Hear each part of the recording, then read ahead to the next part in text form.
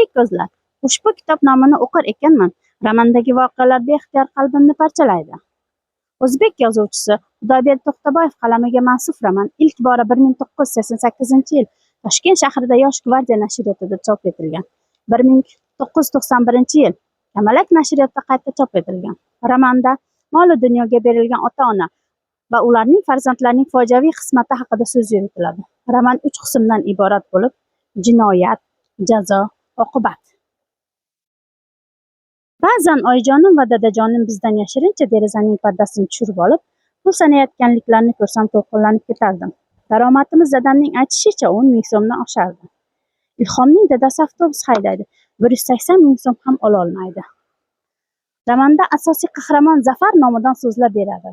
O'sha davrda 180 ming so'm ham pul topa olmaydigan bir davrda Zafarning ota-onasining daromadi 10 ming so'mdan oshardi. Demak, daromad qing'ir qabih yo'llar bilan topilgan daromaddir. Har bir qilgan qabih ishlarning nomi jinoyat.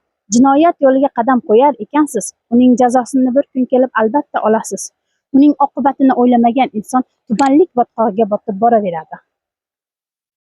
Romanda o'ziga to'q oila haqida hikoya qiladi. Oila birdan muammolar ichida qoladi. Ota pora bilan qo'lga olinadi. Noqonuniy savdo bilan shug'ullanuvchi tillafurush onaning jinoyatlari fosh bo'la boshlaydi.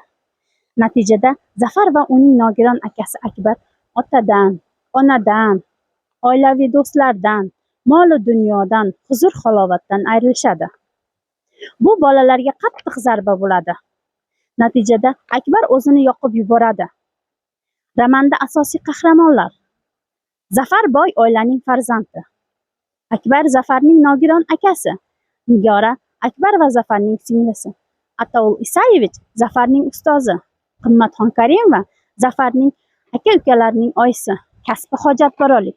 Lekin Akbar o'g'li o'z oyisini chayqovchi deb ta'riflaydi. Ota-onaga farzandining baxtidan bo'lak ne'mat kerak emas.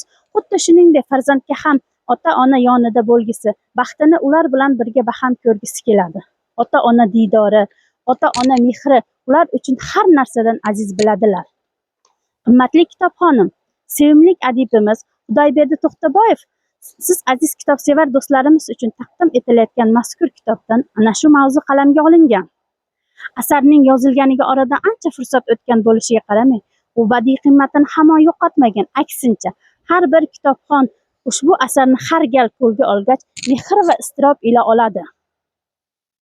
Mol-u dunyoni har narsadan ustun deb bilgan, oxir-oqibatda guldek farzandlarini achchiq qismatiga sabab bo'lgan ota-ona haqida hikoya qiluvchi mazkur roman, umid qilamizki, yana bir karra o'zining yangi kitobxonlarini kashf etadi.